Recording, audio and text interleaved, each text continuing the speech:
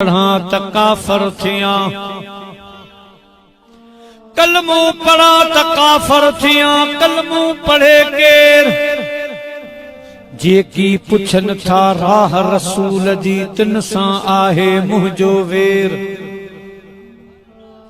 जेॾां भरिया रसूल पेर ऐं न भरिया ओॾे पेर।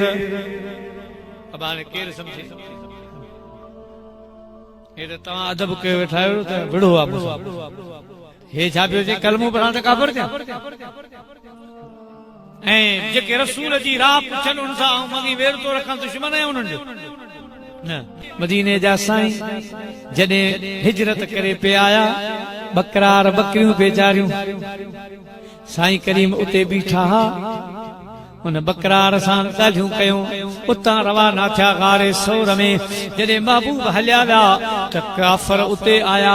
बकरार खे चयूं, हे ॿ जवान आया हा, इहे केॾां विया? तूं मुस्लमान आहीं, पंहिंजो कलमो पढ़ी ॿुधा, इहे जवान केॾां विया? त हुन बकरार चयो, अॼु कलमो पढ़ां त काफ़र थियां, कलमो पढ़े केर? फरमाए मुस्लमान। पर अज जेके कलमो तो पढ़ा तो कुफर में हलियो, काफर थी वेंदुसि।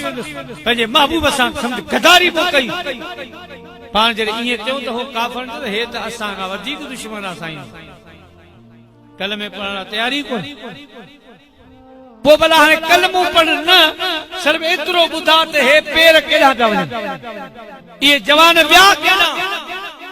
चयाई त जेकी पुछन था राह रसूल जी तिन सां आहे मुंहिंजो वेर। यानी जेके इन्हनि जवाननि जी पुछा पिया कनि उन्हनि जो त दुश्मन आहिनि। बज़ाहिर हुननि ईअं सम्झो त हिन ही त मदीने वारे साईं जो एॾो मुखालिफ़ आहे जो पुछण वारनि खे बि विढ़ण लाइ तयार आहे। पर हुन आशिक़े रसूल जो मतलब जेके पुछन पया इन्हनि जो मां पक्को वेरी दुश्मन आहियां। वस हले तो तव्हांखे मारियां, तव्हां चओ मुंहिंजो वेर आहे, मुंहिंजा प्यारा दोस्तो। ऐं चयूं भला इहो बि नथो ॿुधाई त पोइ असां सां गॾिजी हल, पेर रखणा, तूं बकरार आहीं, माहिर आहीं, असीं शहर जा माण्हू आहियूं, मारारी जा माण्हू आहियूं, होशियार आहियो। तॾहिं उन थुनार चयो त जेॾा इन्हनि जवाननि पेर भरिया आहिनि ऐं कतनि एॾा हलण लाइ तयार न, आऊं न हलंदुसि, हली ॾेखारियां, मुंहिंजो ईमान ख़तम थी वेंदो। मुंहिंजा प्यारा दोस्तो, हज़रत भिटाई घोट जहिड़ो इल्मु, चओ सुभान अल्लाह। प्यारा मुस्लमान भाइरो, साईं तो फरमाए जीअं मूं ॾिठो अॼु कोन ॾिठो, भेनर अवां कोन ॾिठो, माखी मिसरी खंड कनाला, ओ मिठल मोहे जो मिठो अॼु कोन ॾिठो। भिटाई साहब रहमतुल्लाह अलैहि साईं फरमाए जेके तो बैत भाया से आयत न्यो मन लाइन प्रिय संदे पार दे, प्रिय संदे पार दे।